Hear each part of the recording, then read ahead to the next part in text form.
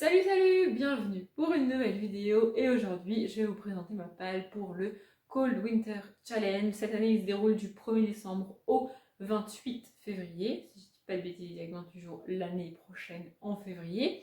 Bref, il est organisé par Laure de l'Enluminé parce qu'il y a eu une espèce de passation entre Margot Liseuse et Laure du coup de l'Enluminé. Voilà, Margot Liseuse ne pouvait plus organiser et gérer ce challenge et donc du coup c'est Laure qui le gère. Je ne vais pas revenir sur les conditions de participation, comment ça se passe, quel est le but du challenge qu'il a créé, machin, on va pas faire d'historique parce que j'ai 21 livres, je crois, à vous montrer. Donc si je commence à faire un détail et une introduction qui dure 4 minutes, on est là pour 3 quarts d'heure.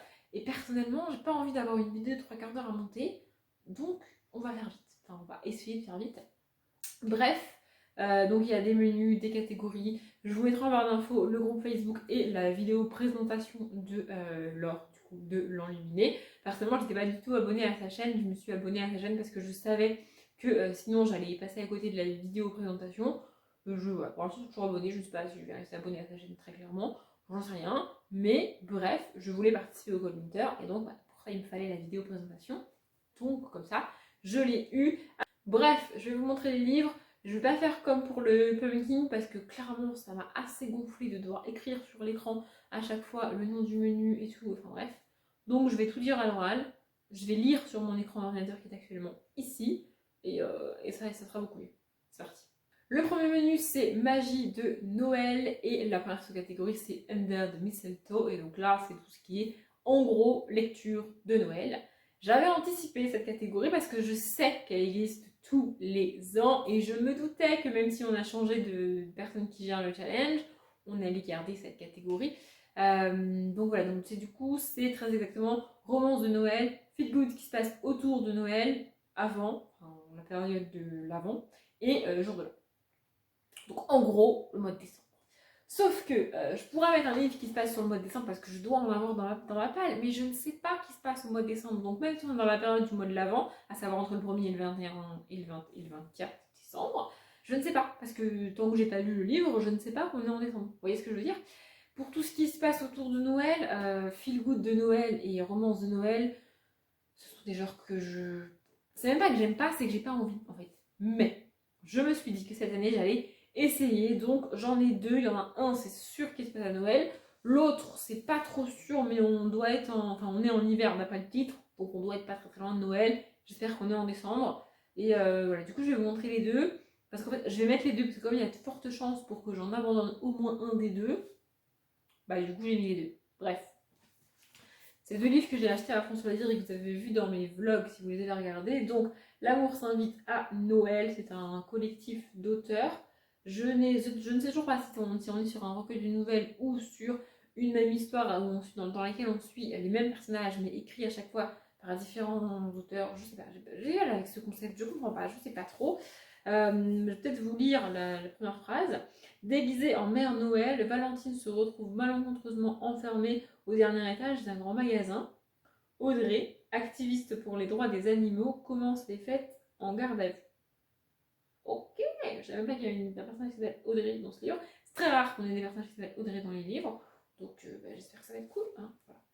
Bref. Et le deuxième, c'est Un hiver pour s'écrire de Angèle Doniaté. Je suppose que ça se dit comme ça. Voilà, donc ici on est sur il y a le mot hiver, donc comme je l'ai dit, j'espère qu'on est en décembre. Et d'après ce que je me souviens, on est sur une petite ville et la poste qui décide de faire, qui ferme parce qu'il n'y a plus assez d'activité, et un personnage féminin, je crois, qui décide de sauver la poste ou en envoyant des lettres, enfin bref, je sais plus, il y a un truc comme ça, mais vu la couverture et vu le titre, à mon avis, on est en hiver. Vu ce que j'ai capté du résumé, on doit être dans un feel good, donc a priori, on est bon pour cette catégorie, et clairement, je ne pourrais pas faire mieux pour cette catégorie. En fait, s'il y avait juste écrit Histoire de Noël, j'aurais pu mettre un autre livre que j'ai mis du coup plus loin dans le challenge, mais comme il y a feel good et romance et que c'est très précis, bah, je peux pas mettre d'autres types de livres, donc du coup c'est un peu compliqué. Bref, j'ai mis cela, je suis pas du tout sûre d'apprécier et d'aimer, mais on verra. La deuxième catégorie de ce menu, c'est raclette. Et donc là, c'est famille, amis et secret. Donc secret, clairement, j'ai un peu switché parce que tout ce qui est secret de famille, histoire de famille, avec des secrets et tout, c'est pas du tout mon truc. Mais là aussi, j'en ai mis 2. Donc, le premier, j'ai mis, ça passe en été, je sais, Le goût du bonheur, le tome 1, Gabriel, de Marie Laberge. Ça se passe en été, hein, parce que c'est marqué, je l'ai lu, je sais plus où, mais je l'ai lu, je sais que ça se passe en été, c'est les vacances d'été, enfin bref, on n'est pas du tout en hiver là-dedans. Mais pour moi, ce livre est lié à Margot Liseuse et donc au Cold Winter Challenge, parce que c'est Margot Liseuse qui m'a donné envie de le lire. Je l'ai commencé il y a genre un an, comme ça, je sais plus. J'ai lu 40 pages, il est énorme et j'y arrive. Mais je vais continuer, je vais le reprendre. J'ai vraiment envie de le lire. On est sur une histoire de famille avec une maison. Je crois que c'est des sœurs jumelles et voilà, ils vont dans leur maison de vacances, je crois, avec leur père, un truc comme ça. Il y a une des deux jumelles qui passe son temps à faire des conneries et l'autre qui est un peu la fille parfaite. C'est ce que je me rappelle des 40 premières pages que j'ai lues. Et voilà, j'ai décidé que j'allais le reprendre. Je pense que je vais faire un peu comme j'avais fait pour La Roue du Temps, le tome 1. C'est-à-dire que je vais le commencer et je vais genre lire 20-30 pages par jour, pas plus.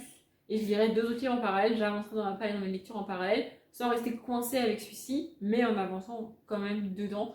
Je pense que je ferai une vidéo au début de l'année, là, au début de l'année 2021, pour expliquer tout ça, parce que je pense que c'est un truc que j'aimerais vraiment mettre en place en 2021. Ça va être un de mes challenges de l'année. Donc voilà, je pense que je vous expliquerai tout ça en 2021. Donc clairement, lui, je vais le lire en janvier, pas avant, mais je vais le lire. D'ailleurs, j'y pense maintenant parce que je viens de parler du mois de janvier. Donc, je l'ai dit au début de la vidéo, le Cold Winter se passe sur janvier-février. Non, si, sur décembre, janvier et février. Mais là, les 21 livres que je vous montre, ce sera mes lectures de décembre et janvier.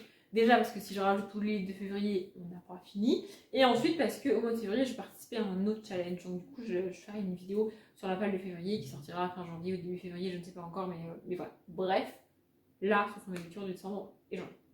Et le deuxième que j'ai mis dans cette catégorie famille, amis, secret, là, c'est Le Concile de Pierre de Jean-Christophe Granger. Il fallait absolument que je case un Jean-Christophe Granger dans cette palle parce que j'ai trop envie d'avancer. Donc c'est le 3e livre qu'il a écrit. Pour cet auteur, je lis ses livres dans l'ordre dans lequel ils ont été publiés parce que c'est beaucoup plus simple pour moi.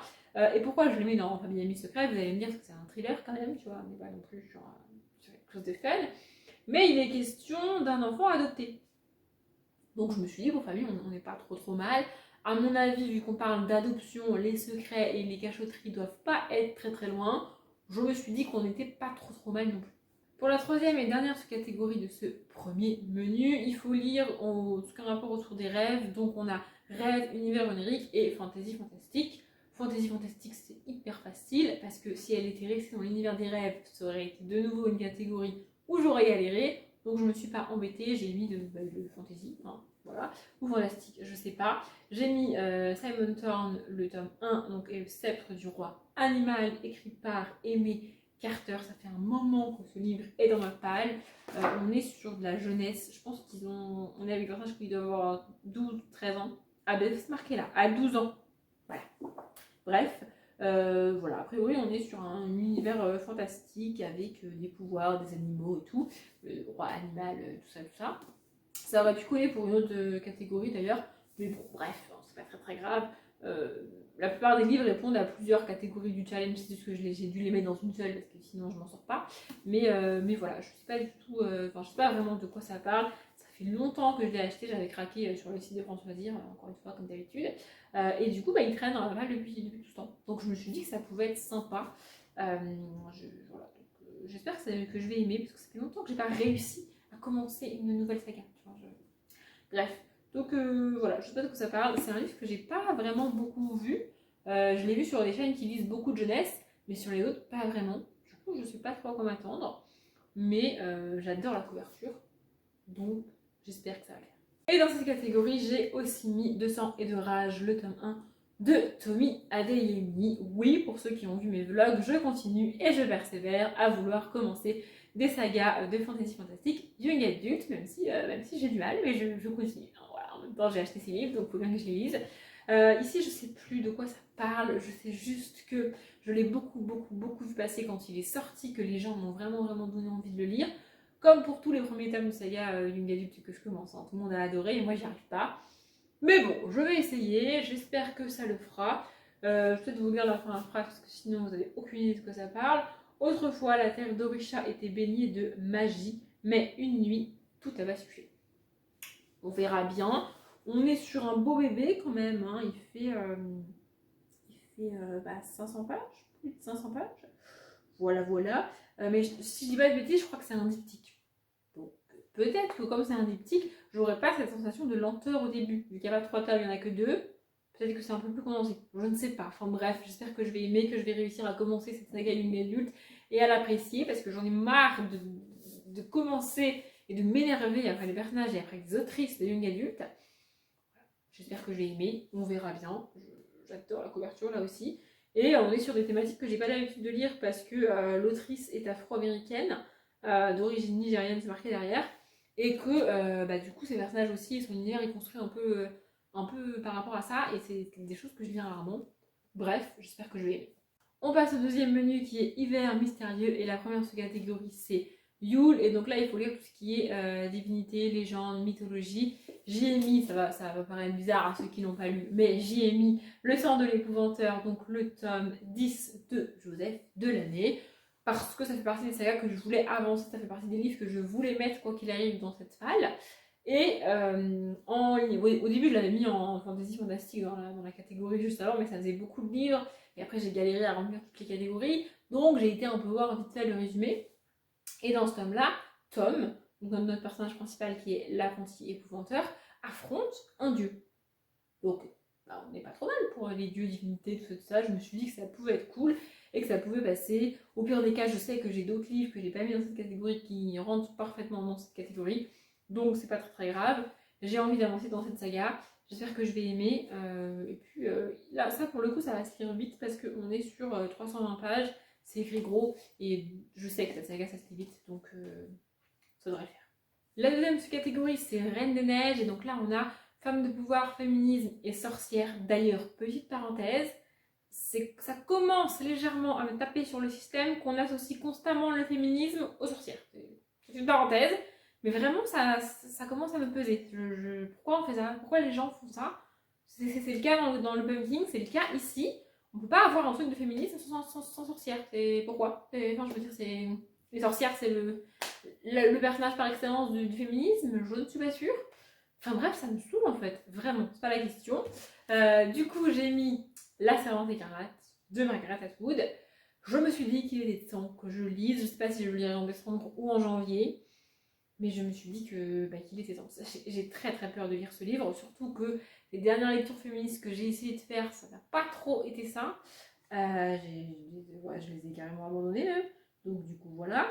Mais bon, on est sur combien de pages ici là? Parce qu'il y a de la pub à la fin, on est sur quand même 540 pages. Les chapitres sont, j'ai même pas besoin de vérifier, très longs. Voilà. Et j'ai peur que ce soit lourd à lire, j'ai peur que ça m'intéresse pas. J'ai peur de beaucoup de choses avec ce livre. Mais en vrai, je veux regarder la série. Et je ne regarderai pas la série tant que j'aurai pas lu le livre. Donc, je me suis dit qu'il était temps que je lise ce livre. Et la troisième et dernière sous-catégorie de ce menu, c'est New Year, New Me. Et donc là, c'est métamorphose, transformation, évolution. J'y ai mis le tome 4 de Mercy Thompson, La Croix d'Ossement de Patricia Briggs. Alors où je tourne cette vidéo, je n'ai pas encore lu le tome 3 qui est dans la palle du Pumpkin.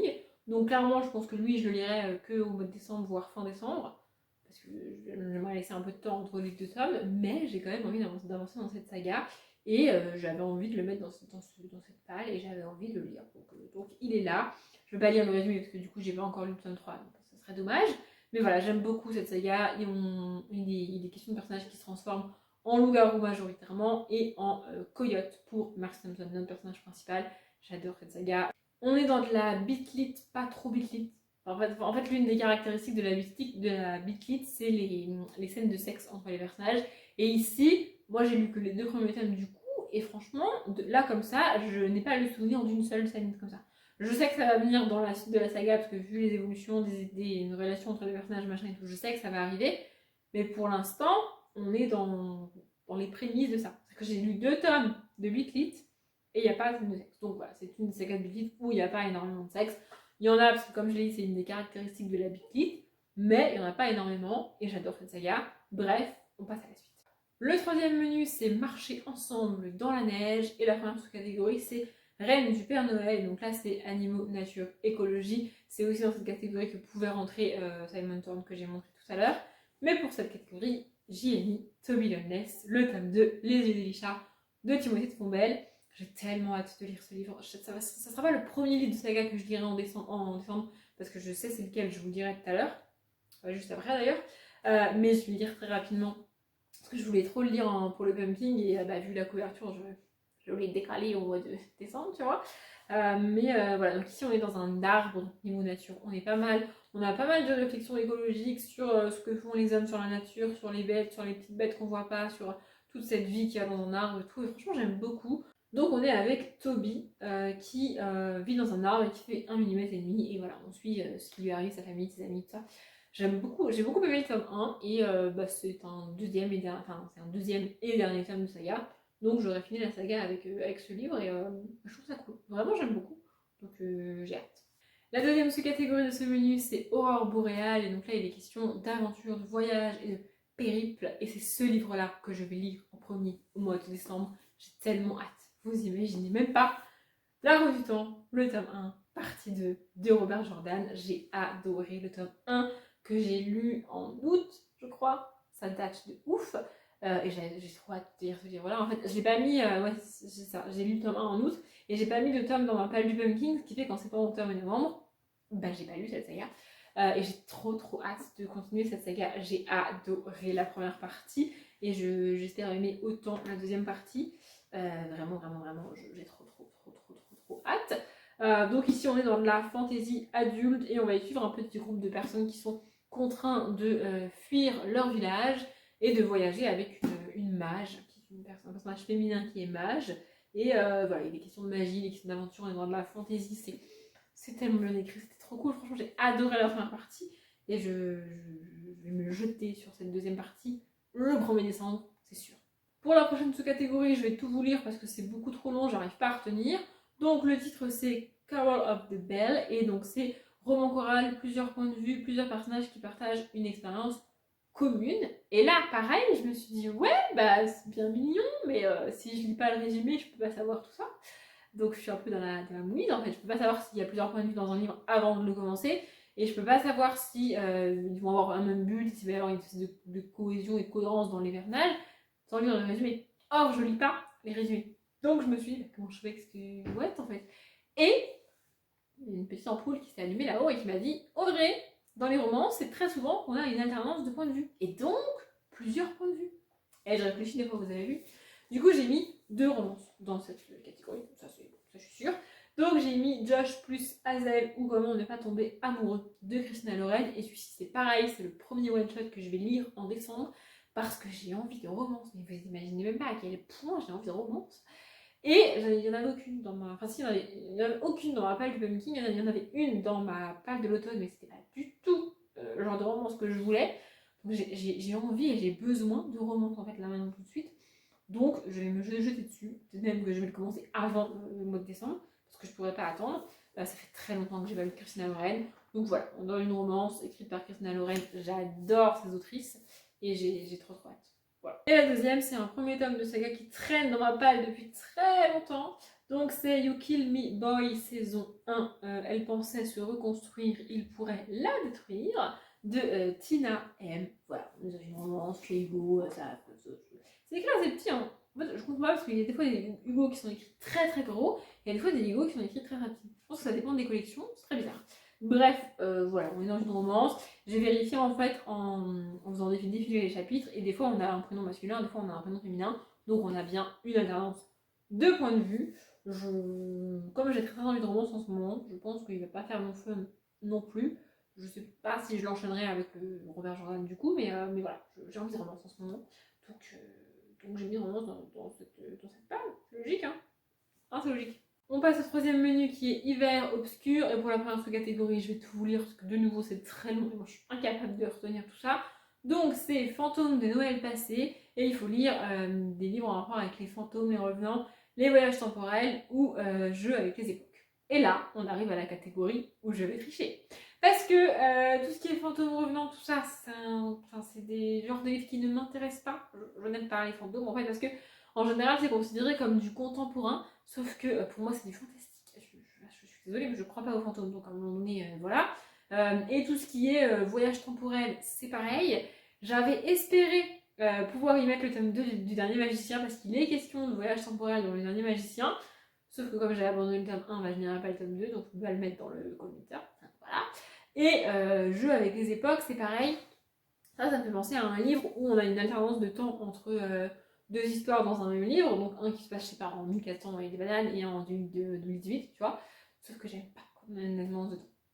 Donc, un peu comme avec le pumpkin, on a une catégorie qui rassemble tout ce que je lis pas. Donc je me suis dit, mais comment je fais? Qu'est-ce que je fais? Du coup, je me suis dit que j'allais un peu tricher. Mais en même temps, je peux pas faire mieux. Et c'est pas vraiment un livre que j'ai envie de lire. Je le mets ici parce que c'est le seul appareil qui répond à cette catégorie. Donc déjà, je fais un effort. Donc c'est Les Saisons du Bonheur de Belva Plain. Il est là depuis 1000 ans et il se passe en 1907. Donc je me suis dit que j'allais le lire. D'ailleurs, je crois que je l'ai présenté dans le dernier Book Check-in, si je dis pas de bêtises. Et du coup, comme ça, je lirai, parce qu'il est là depuis 1000 ans, ça serait bien que j'avance dedans. Genre, je me suis dit que bon, hein, voilà. Et du coup, voilà. Donc, on est avec un homme qui débarque aux États-Unis et qui a un rêve et machin et tout. Je sais pas. Je vais voir si ça me plaît, si ça me plaît pas. On est en 1900 et apparemment, on avance assez vite dans le temps parce que je viens de voir un chapitre qui démarre en 1916. C'est ça. Le chapitre 9 qui démarre en 1914. Donc, on doit avancer quand même relativement bien dans le temps. On a plusieurs années, plusieurs époques. Oui, je triche, mais je n'aurais pas mieux pour cette catégorie, donc ça sera ça ou rien. Et puis c'est tout. La deuxième sous-catégorie, c'est frissonner sous un plaid. Et donc là, c'est tout simplement les thrillers, les policiers, horreur, épouvante, suspense, enfin bref, tout ce qui fait flipper. J'en ai mis deux de nouveau, dont un parfait pour Noël. Lui, clairement, je vais le lire la semaine de Noël. Joyeux Noël, Merry Christmas de Mary Higgins Clark. C'est de celui-là que je vous parlais au tout début de la vidéo, quand je disais que dans la première catégorie, c'est dommage qu'elle ait précisé romance et feel good, parce que ça, c'est pas du tout ni feel good ni romance, on est d'accord. Et du coup, je peux pas le mettre dans la première catégorie. Donc, il est là. Voilà, on est sur une affaire de disparition et d'enlèvement, je crois, qui se passe au moment de Noël. Je pense que ça va être cool, j'espère en tout cas. Et puis c'est court aussi, donc ça devrait se lire vite. Je pense que sur la semaine de Noël, ça passera très très bien. En tout cas, j'espère. J'ai une page qui est pliée. Pourquoi donc? Et le deuxième que j'ai mis, c'est Code 93 d'Olivier Norek. Lui, je sais même plus si je vous l'ai présenté en beaucoup de pages, je l'ai acheté assez récemment. Donc là, on est sur du thriller, quoi. Là, vous voulez la première phrase? C'est parti pour la première phrase. Un cadavre émasculé qui rouvre les yeux sur la table d'autopsie. Ça vous va? Ça vous tente? Mais par contre, ce qui m'attire vraiment dans cette phrase, je ne sais pas si on peut dire ça, mais ce qui m'intrigue et ce qui m'intéresse, c'est le émasculé, parce que ça sous-entend, à moins que je sois complètement débile, qu'on est sur un cadavre masculin. Et dans les thrillers, c'est rare qu'on ait des hommes qui se fassent tuer. En général, on a des femmes, parce que c'est comme ça. Donc c'est cool, voilà. Bref, j'ai jamais lu d'Olivier Norek, c'est un auteur dont j'entends beaucoup parler. Les gens qui lisent du thriller le recommandent, le lisent et l'adorent. Donc je me suis dit qu'il était temps que je m'y mette moi aussi. La troisième sous-catégorie de ce menu, c'est Nuit du solstice. Et donc là, c'est simple, il faut lire un livre de moins de 300 pages. Sauf que dans tous les livres que je viens de vous montrer, je crois qu'il n'y en a pas un qui fait moins de 300 pages. Parce que je n'aime pas les livres courts. Donc je me suis dit que j'allais me tourner vers un graphique, parce que comme ça j'étais sûre de mon coup. Et donc je vous présente Casse-Noisette et les 4 royaumes. Voilà, c'est l'histoire de Casse-Noisette, c'est marqué Disney, mais il y a quelqu'un qui a écrit le livre derrière, hein, c'est juste que je ne sais pas qui c'est. Et donc voilà, c'est illustré, ça va se lire ultra rapidement. Et on est sur, du coup là je vais vous dire le nombre de pages, oula elles sont toutes collées, on est sur 92 pages. On est largement en dessous des 300. Voilà. Celui-là, je vais le lire quoi qu'il arrive parce que Casse-Noisette pour moi c'est Noël. Je sais pas pourquoi, mais c'est comme ça. Il n'y a pas beaucoup de texte sur les pages. J'adore les photos qui sont choisies parce que c'est pas des illustrations, c'est des photos du film et je trouve ça trop beau. Je sais pas si vous voyez bien, mais je la trouve magnifique. Bref, du coup, je vais lire ça. Et comme 3 menus ça ne suffisait pas, l'Enluminé a rajouté un 4e menu bonus avec des sous-catégories hyper faciles. Franchement, c'est ultra simple de mettre des livres dans ces catégories pour les valider, c'est juste trop génial. Donc ça s'appelle Un chocolat chaud devant la cheminée. Le premier, après en catégorie, c'est grands enfants. Et donc là, il faut lire un livre jeunesse. Je lis à peu près 1000 livres jeunesse par an. Bon, j'exagère. Donc j'ai mis Hôtel Heurtwood, le tome 2, Un hiver si doux, de Cali George, illustré par Stéphanie Grégin. Voilà. Lui, c'était sûr qu'il allait finir dans mon collimateur, je savais juste pas dans quelle catégorie. Bah du coup, je l'ai mis ici. Voilà, pareil, c'est illustré comme je l'ai dit par Stéphanie Grégin. Donc forcément, Stéphanie Grégin, bah, elle a fait des illustrations, tu vois, parce que sinon, voilà. Bref, j'ai adoré le tome 1 qui est sur l'automne, que j'ai lu en été. Donc du coup, bah, j'ai gardé spécialement celui-ci pour l'hiver, quoi. Logique. La deuxième sous-catégorie, c'est vitrine de Noël. Donc là, il faut, c'est lecture graphique ou livre illustré avec des illustrations en rapport avec l'hiver, Noël, tout ça là. C'est ça. Alors, j'espère que les lectures graphiques n'ont pas besoin d'être illustrées en rapport avec l'hiver, parce que clairement, c'est pas le cas. Et donc, j'y ai mis La Brigade des Cauchemars de Franck Tillier, Yomgi Dumont, je ne connais pas, et Drac. Donc le tome 1, Sarah, je ne sais plus si je l'ai dit. Voilà, on est sur une petite BD, young adulte, avec des ados dans un lycée, tout ça. Je sais pas trop à quoi m'attendre, mais je me suis dit que ça pouvait être cool. Et puis en lecture graphique, je n'avais pas énormément de choix, je vous avoue. Donc j'ai mis celui-ci. Et j'espère que je vais aimer, vraiment, j'espère que je vais aimer. Je vais me rendre compte que j'ai dit n'importe quoi tout à l'heure. Le titre du menu, c'est Au chaud devant la cheminée, puisque le chocolat chaud, il arrive maintenant. C'est le titre de la 3e sous-catégorie, dans laquelle il faut mettre des livres qui apportent du bien-être. Et j'en ai mis 2. Alors j'ai pris ça comme des livres qui me font me sentir bien, des livres que j'ai envie d'aimer, que je vais aimer, avec lesquels je suis quasi sûre de passer un bon moment, et pas du tout des livres qui sont, des livres pas du tout de feel good déjà, pas du tout de développement personnel. Voilà, juste précision. Donc j'ai mis Percy Jackson, le tome 3, le sort du titan de Rick Riordan, parce que j'ai envie d'avancer dans cette saga exactement comme pour Marcy Thompson. Je me suis lu un tome en octobre, je crois, ou début novembre, je sais plus. Et donc j'ai envie d'avancer dans cette saga en décembre.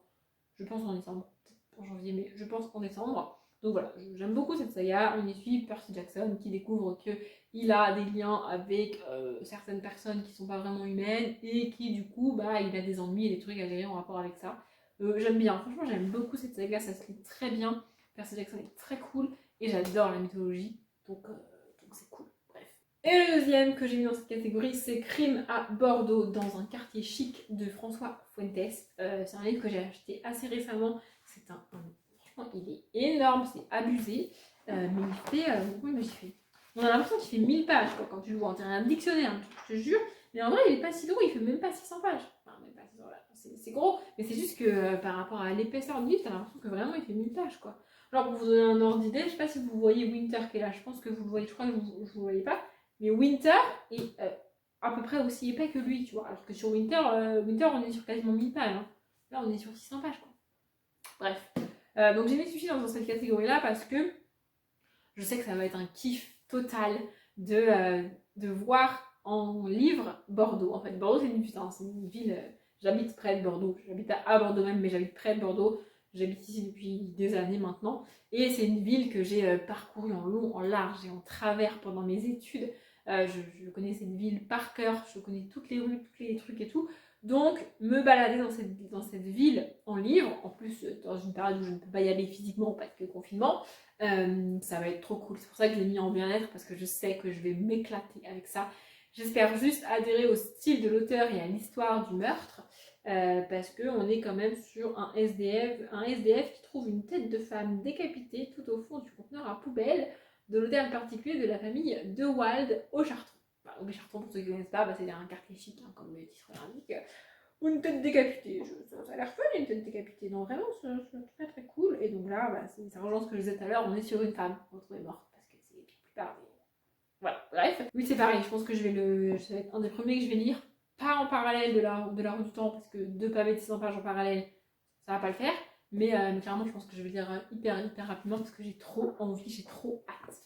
Bref, voilà, je vous ai montré tous mes livres. Cette vidéo est déjà longue, ce qui explique pourquoi j'ai pas rajouté les livres de février, parce que sinon on s'en sort pas. Bref, j'espère que ça vous a plu. Si vous participez au Cold Winter, n'hésitez pas à me dire en commentaire les livres que vous allez lire, ceux que vous voulez lire, ceux que vous conseillez aux autres que vous avez déjà lus. Enfin bref, éclatez-vous en commentaire, vraiment, vraiment. Il y a 21 livres dans cette palle, c'est vrai, mais je sais que selon le nombre de livres que je vais abandonner, parce que c'est possible que parmi tous ceux que je vous ai présentés, j'en abandonne 1, j'en abandonne 2, j'en abandonne 3, j'en abandonne 6, j'en abandonne 12, je ne sais pas. Et donc plus je vais abandonner de livres, plus il va me rester du temps à la fin du mois de janvier. Et je vais avoir d'autres, enfin, je vais devoir rajouter d'autres livres parce que clairement j'en aurai pas assez si j'en abonne, vous voyez. Donc c'est possible que je rajoute des livres dans cette palle. Du coup, n'hésitez pas à m'en conseiller en commentaire ce que vous voulez, pour la catégorie que vous voulez, vraiment, lâchez-vous. Je m'arrête là parce que cette vidéo doit être beaucoup trop longue. J'espère que ça vous a plu. Comme d'habitude, je vous souhaite une bonne journée, un bon après-midi, un bon appétit ou une bonne nuit. Et je vous dis à bientôt.